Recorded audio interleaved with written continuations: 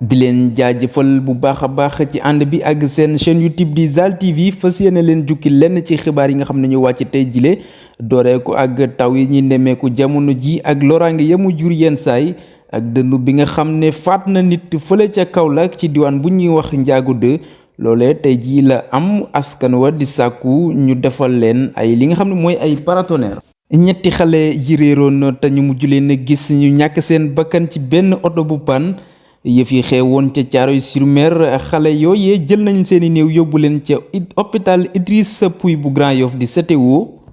loolee nag ngir def li nga xam ne mooy autopsie bi ca noone ministère bi ñu dénk wàllum njaboot gi di àddune seeni waajur mooy xale yooyee daañu leen taxaw bu baax a baax.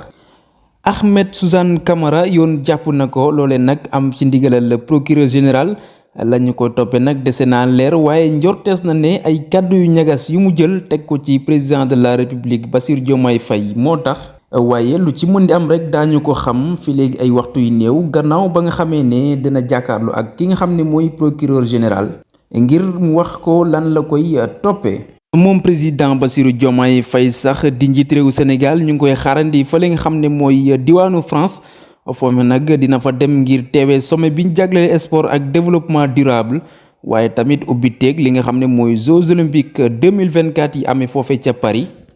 ñuy xamle rek ne foofe dana fa amalaat ñaareelu ndaje bi ak ki nga xam ne mooy Emmanuel Macron ñoom ñaar nag daañu séq waxtaan jëmale ko ci wàllum sport développement waaye tamit base militaire yi nga xam ne ñoo nekk file ci diwaanu Sénégal.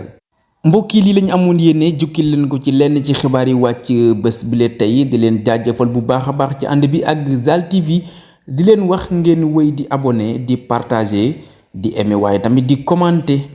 di leen jaajëfalaat bu baax a baax di leen ñaanal kentalal jàmm.